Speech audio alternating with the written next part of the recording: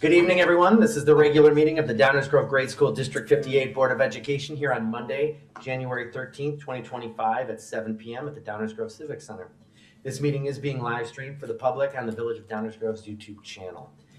Melissa, will you please call roll? Member Doshi. Here. Member Ellis is absent. Member Hannis. Here. Member Harris. Here. Member Olchik. Here. Member Weiner. Here. Member Hughes. Here. Tonight, members of the audience will have an opportunity to provide public comment to the board later on in the agenda. The board asks anyone wishing to comment to please fill out a card. They're on that table right by the door. These can be placed in the basket at the table. I have allotted 30 minutes tonight for public comment. I'd like everyone to please rise. We'd like to welcome our students from Kingsley to lead us in the Pledge of Allegiance.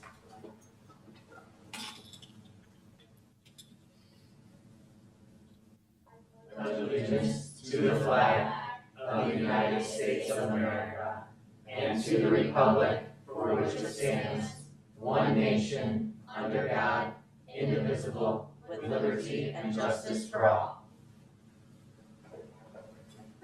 And I'd like to welcome up Principal Brewster from Kingsley Elementary. Welcome.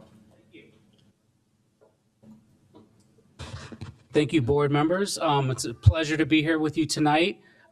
We are going to showcase some of the highlights that we've been doing at Kingsley. So I'm going to start off with our student council reps here. So they're going to come up and talk about some of the fun things that we've been doing here at Kingsley.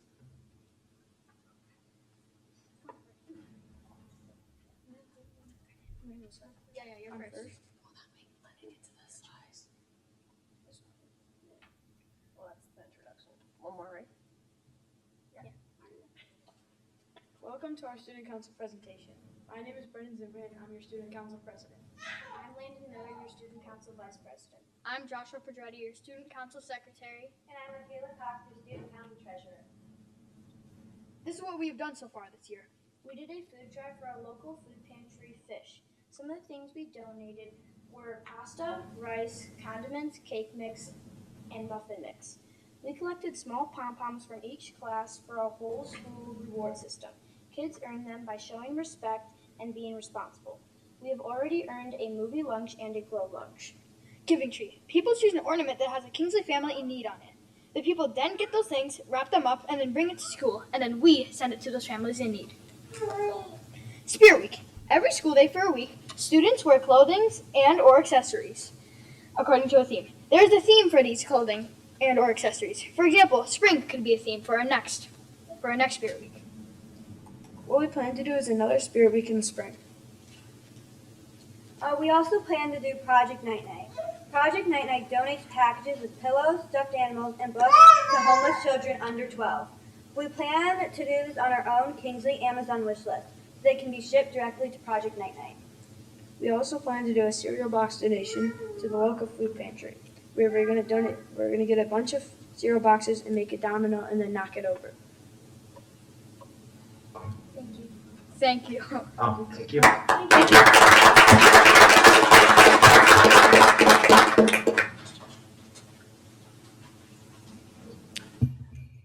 Thank you, student council. Great job. Next, I'm going to bring up Kate Vogus, our PTA president, to talk about some of the things that PTA supports us with.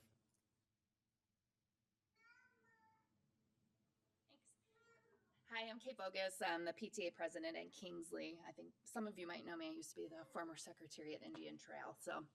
All right. So I just wanted to kind of highlight some of our new goals for this year. One of them being we wanted to improve communication with the school and community. Currently, we have 130 families that have membership and over 40 faculty memberships, which is great. We also wanted to focus on financial sponsorships for students in need. We found that we wanted to make it easy for them to communicate with the school office if they needed help with different activities or after school programs, that kind of thing, or membership. We do offer sponsorship and pay for those families. And then financial accessibility and making events more either free or of less cost. We've really made a focus on different things that we have been providing for the schools. We do like a pancake breakfast and different things like that, and trying to make it free for all the students to be able to attend those. Some of the things we've been doing, we do a meet and greet at the beginning of every year. It's just something fun. This year we had popsicles. So, you came, you dropped off your supplies, and then you came out to the playground afterwards. We had a bounce house, popsicles, different things just to get everybody mingling and meeting each other before school started. Our goal this year was we have 3 different assemblies, one for each trimester. We've been doing fun lunches twice a month. We do our holiday parties. So we have our room parents that are in charge of those. So we have, like Halloween, and I think like Valentine's Day, we do something for them. We do an annual pancake breakfast and holiday store. We sponsor the field day and much more than that, but those are just some of what we do. Some of the highlights that we implemented this year, a monthly newsletter. It's something that we've gotten amazing feedback with. Basically, it's just sums up everything that's going on in the school, different things that we're doing. Not only do we email it to everybody that's on the PTA, but we've been sending home like a little newsletter that goes home with every student in their backpack, just so everybody's aware of what the PTA is doing. And our school-wide assemblies that we've done so far, first one we did was the Chicago Bears Staley. He came to the school and did an anti-bullying assembly, and the kids loved it. It was really, really cool. And then in a couple weeks, we have the Mousetrap Machine Science Assembly, kind of going off STEM and teaching the kids a little bit more about science. And some of the school-wide events we've done a bingo, trunk or treat, carnival, like I said, the pancake breakfast and Santa shop. We're going to do a VIP girls and boys event this spring and a movie night at Kingsley. And then fundraisers, we've been doing tons of different fundraisers throughout the year. Highlighting a few, we've realized that going after the dads is actually been very profitable. So we had a really great poker night. We did a tailgating night, things like that. They seem to, if you're looking for a way to raise money, go after the guys. And the other thing we always do every year too is a golf outing. That's also a hit. Let's see. We also do dine-in nights, but we've actually scaled it back this year. We're doing 3 instead of a bunch, and we've realized that actually is bringing more people into those dine-in nights. So the one that we did last trimester was actually at McDonald's. We did a McTeacher night, and it was fantastic. We raised $800. The kids loved it. Got to see Mr. Brewster and a bunch of different teachers, and it was just such a great event. And then one of the other things that we are doing is we do teacher grants. We give $250 to teachers who submit different things that have to do with education or the school. And this year we had an awesome turnout. We gave over 30 teachers and staff the $250 just to go right back into the classroom, into the students in the school. So it's been awesome. And then the last thing that we'll highlight is we've been trying to bring in as much after school enrichment programs as possible. So we've done BAM, which is like a theater program. We've done the chess club, Bricks for Kids, which is a Lego building thing. And then what was the other one that we did? Sorry, of course I'm doesn't really matter. But anyways, we really do try to give back to the kids and do different things like that. So those are just some of the highlights that we do with the PTA. All right, thanks. Thank you. Thank you. So I'm going to talk about our SIP goal for this year. All schools are working on the writing and the UFly implementation, but we spent the last 3 years focusing on literacy, and we've seen a lot of growth in that. And so this year we turned to math. We wanted to pivot and focus on math because as we looked at our fall data and our spring data from before, we noticed that, there were some dips going into our math data. And, looking at that, we wanted to dig a little deeper to see what was causing that. And we, with our ILT, with the work of our coaches and interventionists, we dug deep and we looked and saw that we were having some issues with some fact fluency, especially in the upper grades. And so that was prohibiting them from really digging deep on those, harder problems for problem solving because they were lacking some of those foundational fact fluency skills. And so our goal this year is to focus on building up our fact fluency, throughout all the grades so that when they get to the higher levels, the higher grades, we're going to see a little bit more time and effort spent on working through some of those more difficult problems than what are your multiplication facts and so on. And so looking at our data is, is pretty crystal clear that the math needed to be a focus this year. Our teachers are very excited about that because we saw what we did with the literacy, the focus on literacy. And so we're really excited about our focus being on math this year. And so if we're looking at our data, we still see some of those areas we need to grow in, particularly in 4th and 5th grade. So going into this year, our ILT talked about, what's going to help us get there? What is going to help us improve our fact fluency? And in working with Dr. Priester, we, talked to her about that as well. And we know that really focusing on Number Corner and workplace games is really going to help us because it's all embedded within the curriculum. And so our teachers have really been focusing and making sure that they're implementing that Number Corner more frequently. Workplace games, they're really putting time and effort into making sure that while students are doing workplace games, they can pull small groups of kids and really focus on some of those skills as well. And one of our themes this year is Level Up, kind of tied into the gaming systems that kids like. And so, some of the other things that we're using are Dreambox, Mathagon, and 99 Math, which are all online platforms. And so those have built-in fact fluency games that kids can play to really help hone in some of those skills. And so those are some of the things that we've been, looking forward to doing. I'm excited about what our data is going to show towards the end of the year after full implementation. And so look forward to some more successes from Kingsley when it comes to that math growth. I'm going to turn it over now to Eleni Ujewski, my assistant principal. All right. Hi, everyone. So shifting into securing the future, and with this slide, you can see right here how important it is for us at Kingsley to make sure that our staff and our students feel seen and feel like they matter. And so that's where it ties in with that Level Up Lions, that theme that Chuck was just talking about, and how do we continue to level it up and step it up a little bit further every year. So one thing that we want to do with securing the future is give our students opportunity to be leaders and have input in Kingsley and helping Kingsley to grow.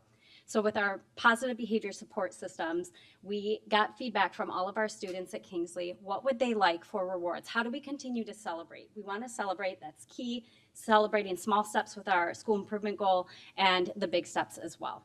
So our students gave some input, and one of the top things that they wanted to do was a glow lunch, and it was a hit. And not just because of the glowing, but as you can see in the top right picture here, we have a student who does DJing, and he does it pro bono.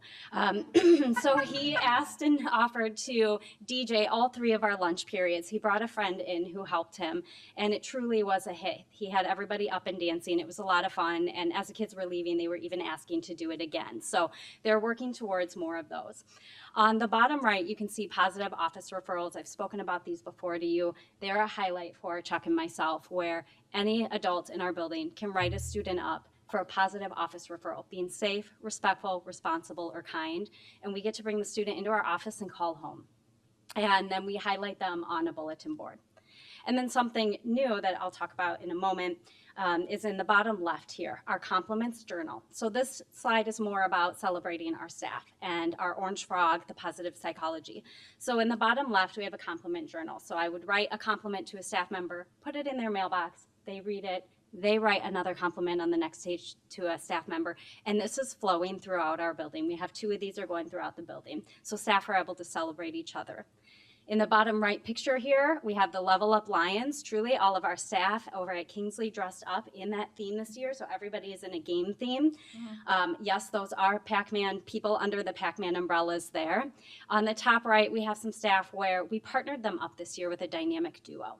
So it's along that game theme, and throughout the year, we'll give them challenges. So this one is staff who are working through their baby photos and trying to match which staff member goes which baby photo, and which team could not only get the most correct, but how quickly could they do it. Everybody loves a good challenge. All right, so this wraps it up. Before I go, I have just 1 or 2 more minutes that I want to share with you about something. Fireflies and metronomes, and what do those have to do with Kingsley? And I want to give a shout out to James Eichmiller because he brought this to our principal meeting, and it was something that we were able to bring to our staff. So some scientists have studied fireflies, and what they found is fireflies have a clock. So think of your analog clock, and at the 12, that's when they flash. But the difference is their 12 might be in a different spot. It might be on the top, it might be where the 3 is, the 6 is, the 9 is. They're all different, which is why fireflies will flash at different times. But what the scientists found as they studied them in Asia was that fireflies start to pick up on the energy of those around them, and they will adjust their clock. So if my clock is faster than yours, I might slow down as I am near you. I practiced this a bunch of times. We'll see if it worked. So you can see they're all blinking differently. And very quickly, they sync up with their energy, and they are all blinking on the same clock. Another example of this is a metronome, and I was actually in a class this weekend and they showed this exact one, so it's becoming popular. So we have metronomes. I'm not going to show the whole video, but you can put metronomes all at different times of their syncing. They're on a foam foundation, so this is the key of where the energy is absorbing.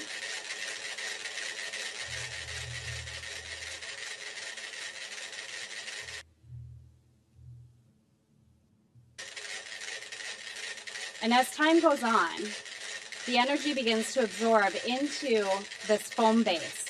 So the foundation is what really gets them all on the same sync. Kind of cool, right? All right, so what does that have to do with Kingsley? What Chuck and I are doing is we're talking with our staff. Every classroom has something different that they're focusing on. They have a group of children who are all at different areas, needing different things. But with our school improvement plan, we're differentiating within the classroom, but as a whole and as a collective, we really are feeding off of each other's energy. We can sync together, and then that's what's moving us forward. So this has really become the foundation of what we're doing this year. Thank you. Thank you.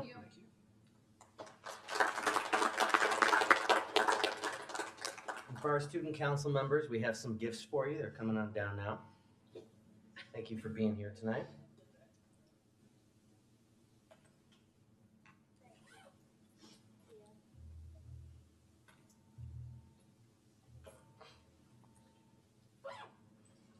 All right, listed on tonight's agenda are 4 communications received by the board. Are there any additional communications a board member would like to share at this time?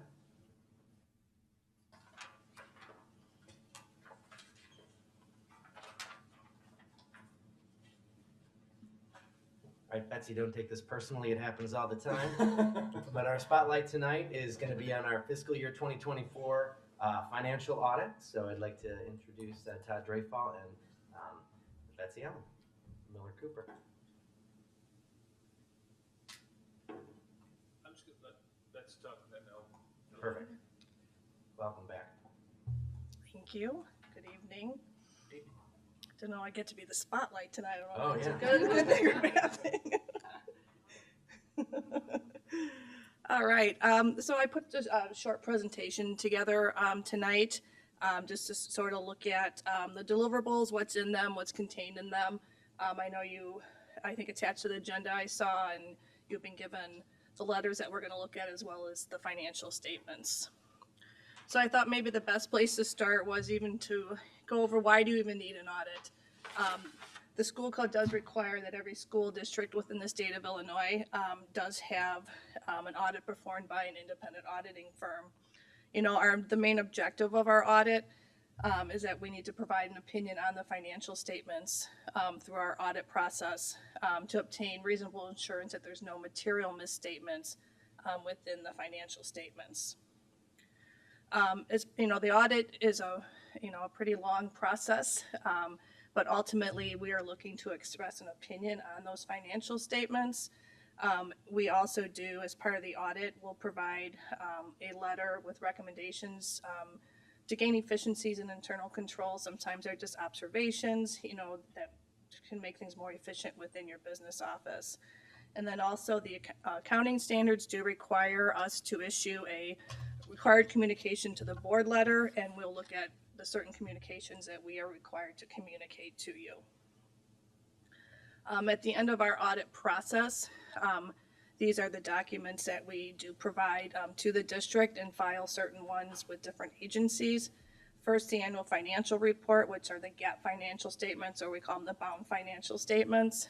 There's also a required format by the Illinois State Board of Education, the state AFR form that is filed with ISB, and we have filed that document with the State Board of Education. We also issue a independent auditor's report in accordance with government auditing standards. The State Board of Education does require that every school district audit be performed in accordance with government auditing standards. Again, then we issued our required communication to the board letter, and then also our management control deficiency letter. As part of the audit process, we issue an in relation to opinion on the consolidated year-end financial report that's filed. And lastly, there's a single audit package. Since the district expends over $750,000 in federal funds, the district is required to have a single audit in accordance with the uniform guidance. This is just a page taken out of the state AFR form. It has to do with the financial profile score.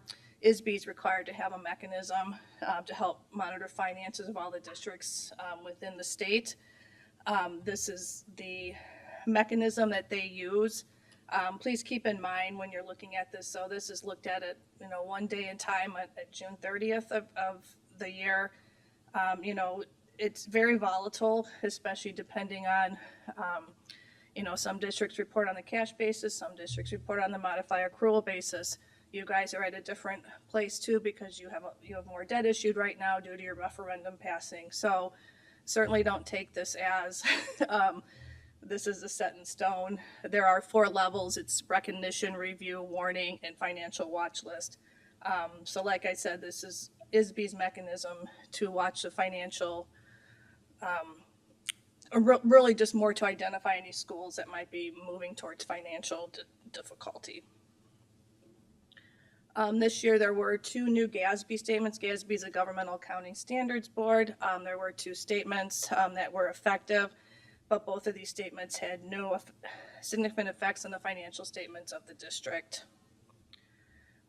Within the financial statements, now we're talking back to those bound financial statements, the annual financial report.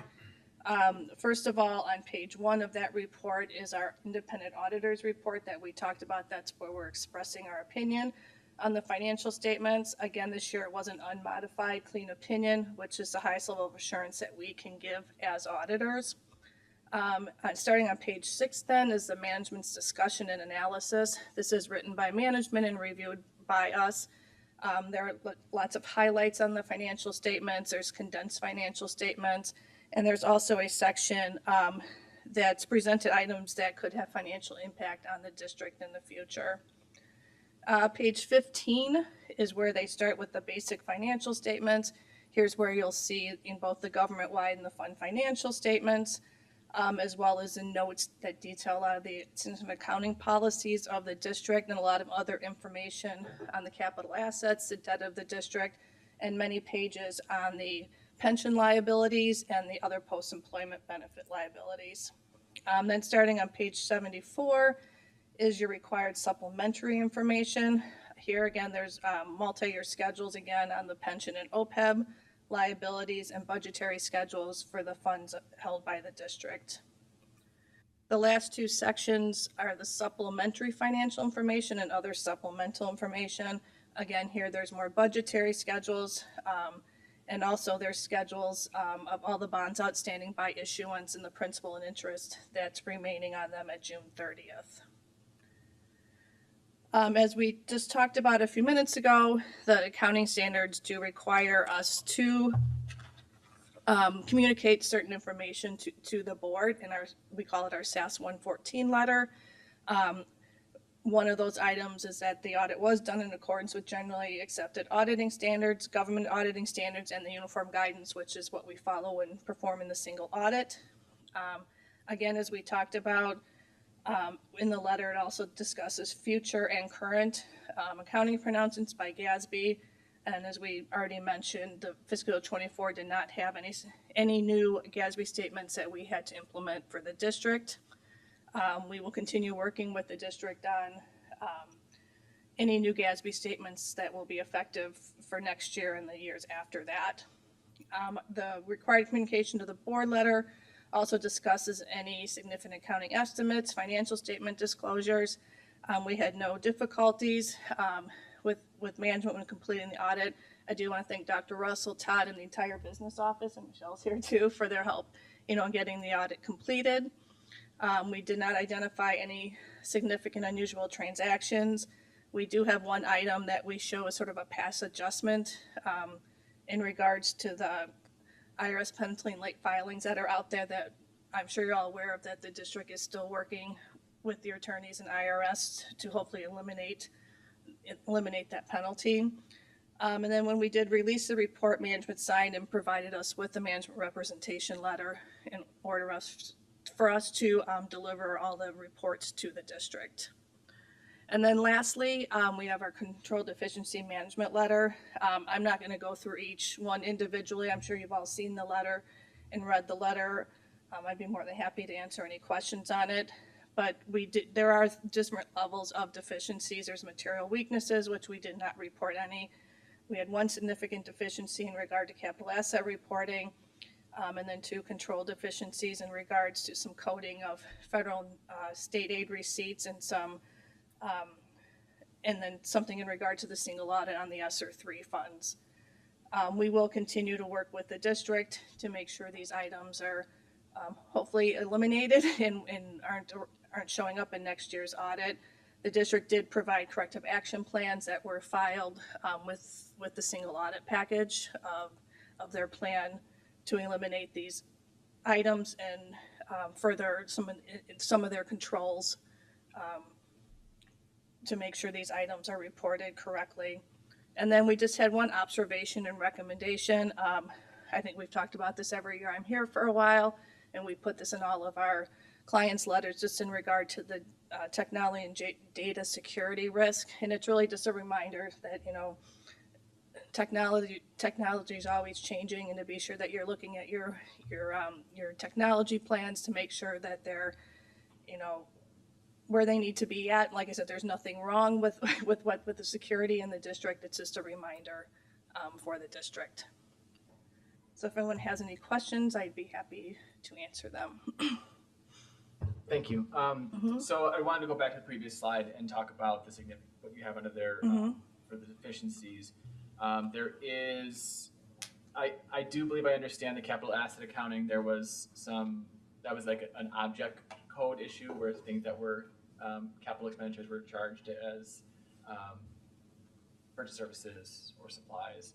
I believe I do understand well the improper expense recognition. There was a PO that was created, and encumbrance was created, but there was never invoice or right, when the expenditure report was submitted.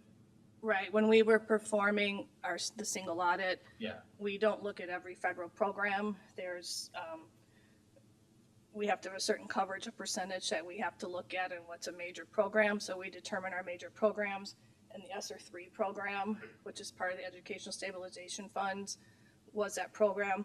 We get a population of the expenditures from the district, so we can select our sample because we don't look at the total population. And one of the expenditures that we were given that was part of the population was never a paid expenditure. Okay. And then can you tell me a little bit more about what the one coding of federal and state aid receipts, just make sure I understand what's going on? Yeah, so part of our audit process is we pretty much confirm 100% of the federal and state dollars that are given to the district. Each revenue account has its own code.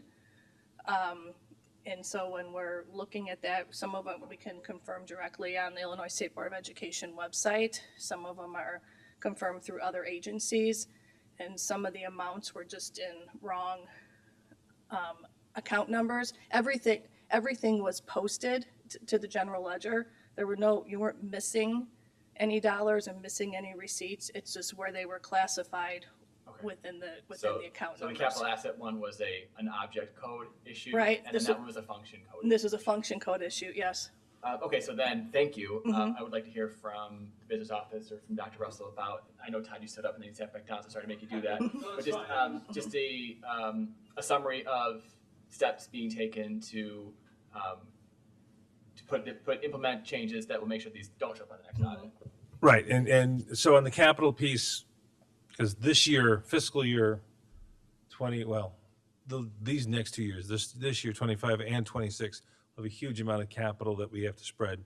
So we're going to use Excel sheets and take in, it's an easier way for us to control all of those and then spread them, because those have to go through with the appraisal and get boosted up. So we will do that. We're doing that and allocating that and adjusting, and we'll continue to do that and clean that, make sure it's all cleaned up as we're going through the year. By the time when they start with field work in a few months, and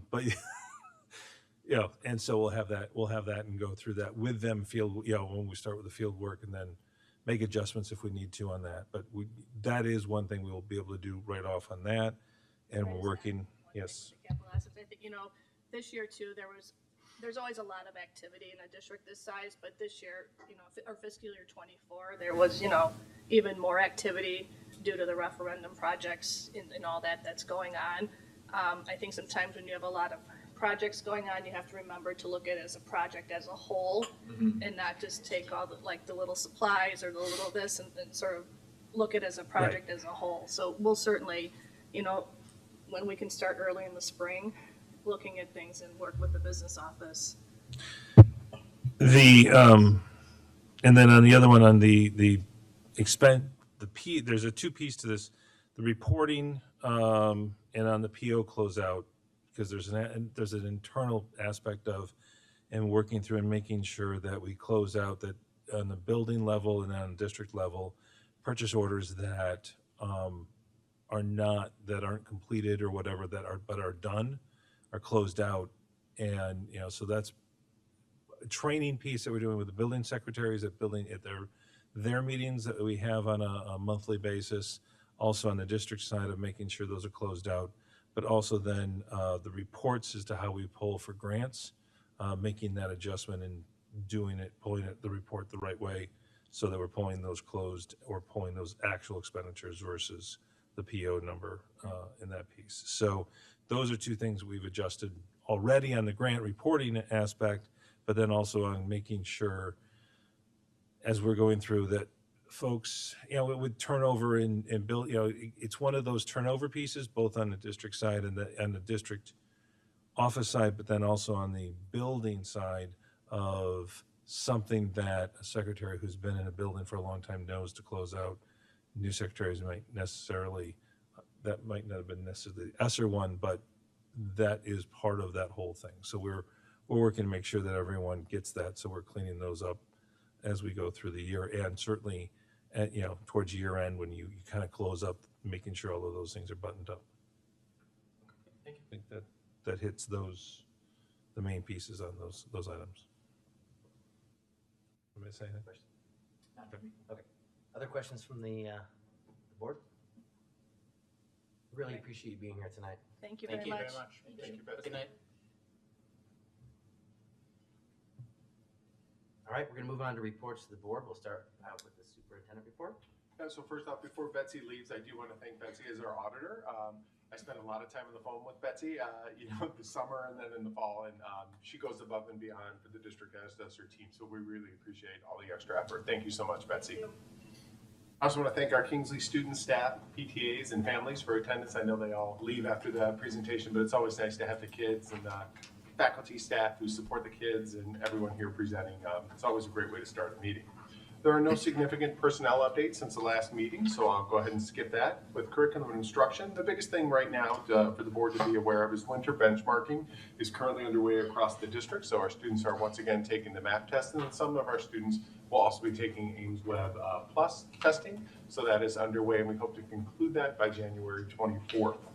In terms of finance, even though we just had our audit presentation, one of the things under the business department is the National School Lunch Program, which we just implemented. I'm not the biggest fan of mid-year changes because they can often mess up routines, but I do want to thank in particular Michelle Kovar for leading this, along with the FAC. I know Nicole Bernard, you're a member of the FAC as well. We spent a lot of time talking about this, weighing the pros and cons about switching mid-year. We were able to pull that off on January 6th, and so the district should start receiving that revenue on a monthly basis from the state of Illinois. So we are excited about that, and I want to thank, again, our business department, but also our FAC, because we have been talking about this for a long time, and it has come to fruition. In terms of technology, the technology department has been working closely with PowerSchool to understand the scope and implications of the PowerSchool data breach that the district, along with hundreds of other districts, have been going through. Our initial response has been focused on gathering information from PowerSchool and communicating that information to the community. We've also been working closely with PowerSchool and other affected districts to take proactive steps to further protect our data and our systems. When we purchase systems from other vendors, or when the vendors host those systems, we do expect them to not have data breaches, and unfortunately this has happened. I want to thank Dr. Ike Miller and Megan Hewitt for spending a lot of time on the webinars, learning more about what has happened and what has not happened. We've communicated everything we know to our families up to this point, and we will continue to do that as we gather information from PowerSchool and other local districts that were impacted by this. Again, we apologize to our community whenever there's a data breach, even if it's not our fault or it's from one of our providers. We take this extremely seriously, and we know how sensitive this data is, and we'll continue to work through that with PowerSchool. For special services encourages all families of students with significant disabilities to enroll their child in Illinois PUNS database. The PUNS database is the first step toward accessing vital state-funded services such as respite care, in-home supports, therapies, and more. It helps identify and prioritize families' needs as services become available regardless of income. For more information on how to begin the enrollment process, please contact Tiffany Williams in our Special Services Department or Jessica Stewart. They'd be happy to assist anyone who needs that information. Early interventions are so key, and we want to make sure that everyone has all that information. For facilities, we just had winter break. It seems like it went by like that, like they always do, but we kept working straight through the break, and things are really starting to progress at our two middle schools. If you've driven by our two middle schools, you can see that firsthand as more and more things start to pop up. But in the additions, drywall installation has started, where we have passed inspections and are watertight. Planning for the summer of 25 construction work is well underway, as well as the summer of 26.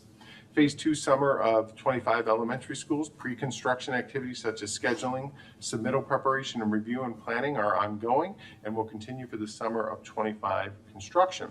Phase 1 summer of 24 elementary schools over winter break, punch list items are 99% complete. I want to thank Kevin Bardo and his team and Bully and Andrews for making sure that that all got done, along with Huffman and Keel. There are a few more items that we weren't able to get to just because they're bigger items that have to take place over the summer, like putting things on roofs and stuff like that. But for the most part, the Phase 1 elementary schools are just about wrapped up, and we're finalizing all those last minute punch list items. So really good progress on that. For public relations, on behalf of the Education Foundation, we're very excited to welcome the Harlem Wizards back to Downers Grove. This is a fundraiser that we do every other Martin Luther King weekend, and this is our year for it. They will be coming to Downers Grove South on Sunday at 6 to 8. They play the Downers Grove Trotters. That's our team, coached by yours truly, and we are very excited, although the outcome, we're very confident going in, but I'm just not sure if we'll be able to keep up with it for 4 quarters, but we'll see.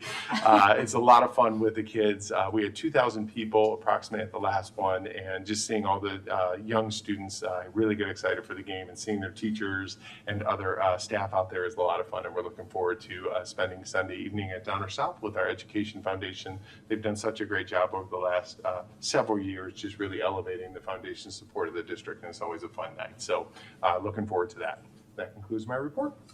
Fantastic. Any questions or comments? I have a comment, just a silly reflection. When you started to talk about the facilities, you said we just got off winter break, and I've been on the board for a long time. It used to be that conversation would end with, and everything fell apart in the building, and this pipe burst, or this something is broken. So it's really great that we were able to turn that around, and thanks to the community's investment, and it's great for our buildings. It's also probably great for you and your teams that don't have to deal with those emergencies that 3 o'clock in the morning on December 29th anymore. So it's exciting. It just kind of shows how far we've come as a district in just a small amount of time.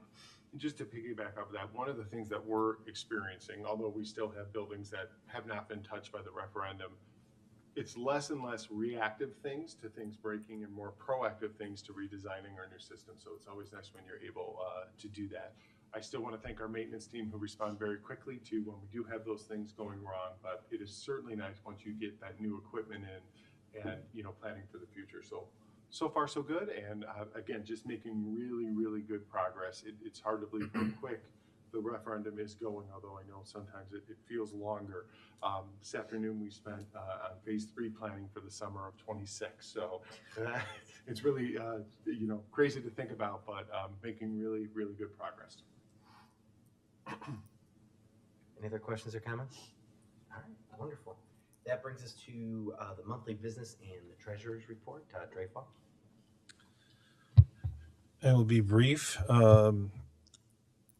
Going back to the December meeting when we looked at year-to-date report as of the end of November, you may recall that our expenditures were skewed a bit in the salary and benefit area compared to the prior year. And we talked about the 3 payment structure. We had 3 payrolls in November this year, where in the past usually it's in December. So if you go and look at the expenditures compared to last year at this time at the end of December, you can see they've equalized out to being where they normally should be and in good position. So that that is verified out. On the revenue side, the one payment that we did receive December of 23 that we haven't yet received at the end of December 24, and as of last Thursday or Friday, still have not received it as of yet, is the second installment of the transportation claim from the state. That's about $640,000. So when that does come in this hopefully in the next week or so. They're running, did you get yours today? Okay. Yeah, I didn't get checked today. So hopefully, obviously it'll be in, in the next month's meeting, in next month's report for end of January with that amount. It's been running some of the claims about 1 or 2 weeks behind the prior. The state board has been billing them out. It's just been the receipt of funds that the treasurer sent, the treasurer comptroller sending them out. Other than that, we are in a good position comparative to budget and compared to prior years overall on cash. I will add that the couple of items that you have on the board agenda are the registration fees, which are carryover again from information and discussion from last month, as well as the capital reserve policy that the board and the FAC has worked through the last several months. And that is up, I believe, for a vote after reading last month as well. Other than that, I have nothing unless you have other questions. Thank you. Questions or comments from the board? Thank you. Wonderful, thanks. All right, the policy committee has not met since the last board meeting, but the legislative committee met on the December 19th and on January 8th. Dr. Russell? In terms of policy? I'm sorry, legislative. Legislative, thank you.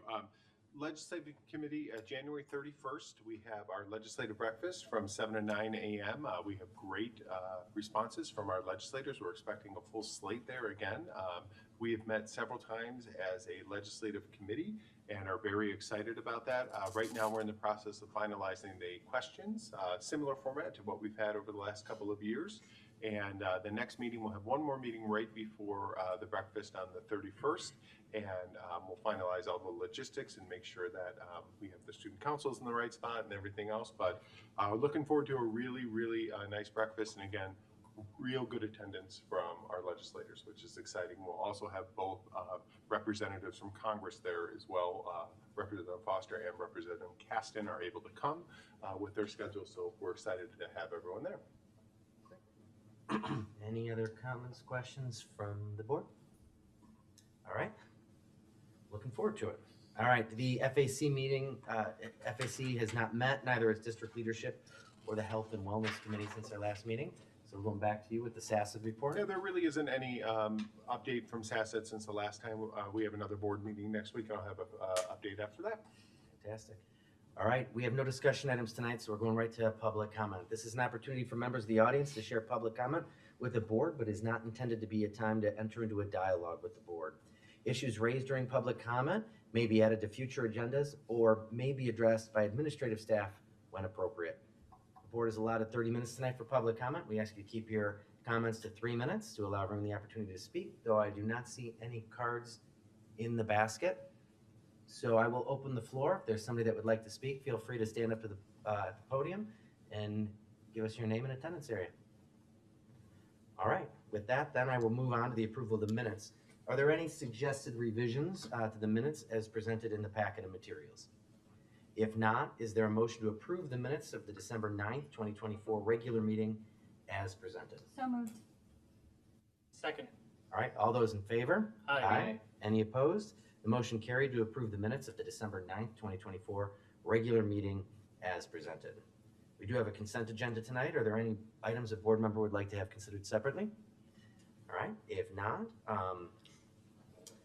is there a motion to approve the consent agenda consisting of the personnel report and financial statements consisting of the list of bills and the summary? So moved. Second. Melissa, please call roll. Member Weiner. Aye. Member Doshi. Aye. Member Hannis. Aye. Member Harris. Aye. Member Olchek. Aye. Member Hughes. Aye, the motion carried. The consent agenda has been approved as presented in the packet of materials.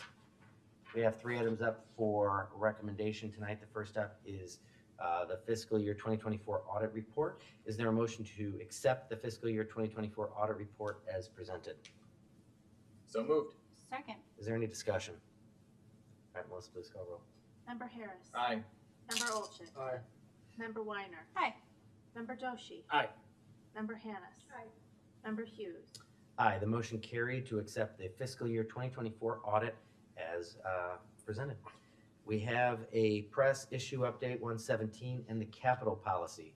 Is there a motion to adopt the policies from the press issue 117 and the new capital reserve funding policy as presented? So moved. Second. Any discussion? On 117, it looks like primarily it's an address change for the most part. Are there any other material changes to the policies?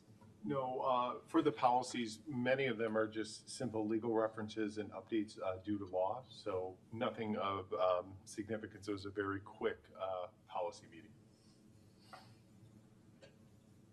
Any other questions? All right, Melissa, please call roll.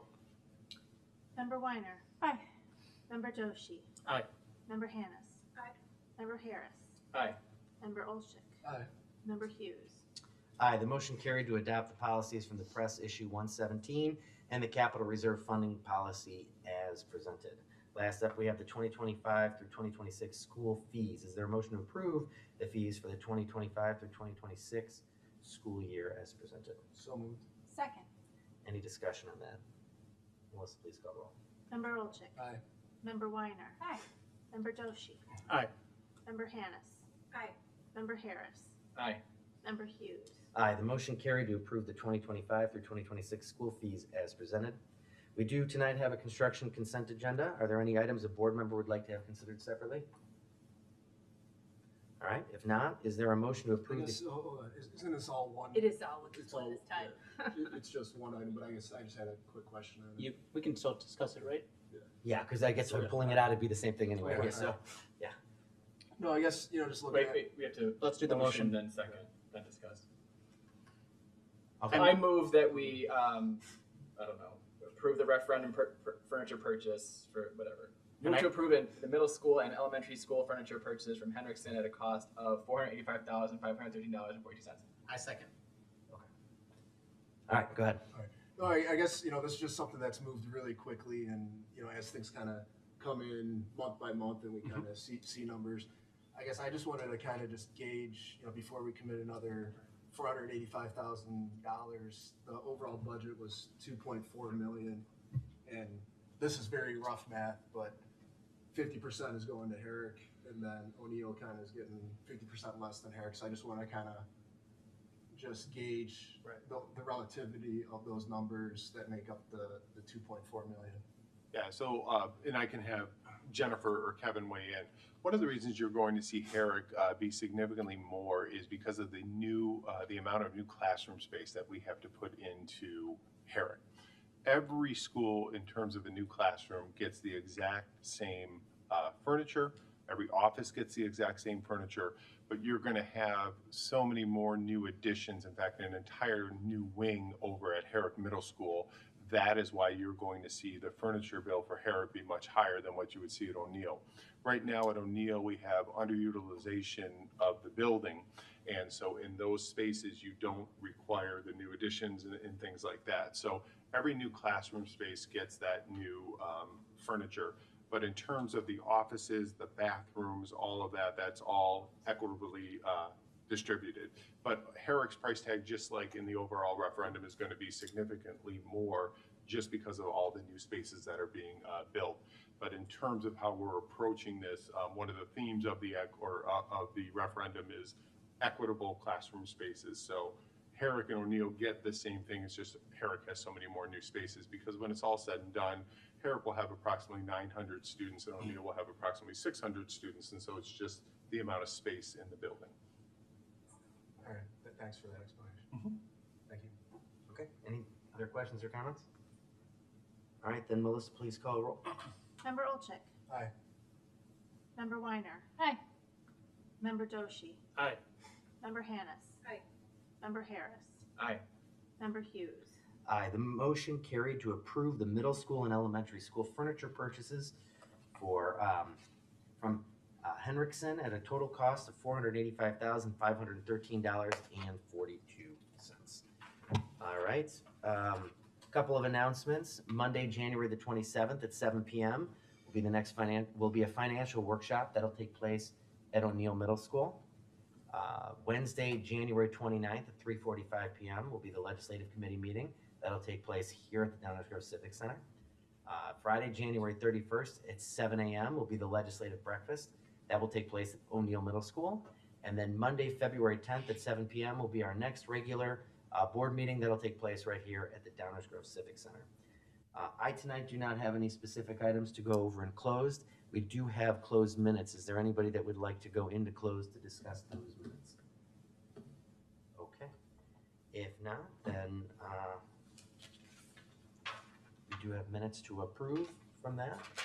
Is there a motion to approve the minutes from the December 9th, 2025 closed session meeting and keep them closed due to the confidential nature of their contents? So moved. Second. All those in favor? Aye. Any opposed? The motion carried. Is there a motion to adjourn? So moved. Second. All those in favor? Aye. Aye. Any opposed? The meeting. Still lost the vote. Yeah. Does anyone want to rethink it? We just want to keep this going for a while? All right. Then the meeting is now adjourned at 7:53 p.m.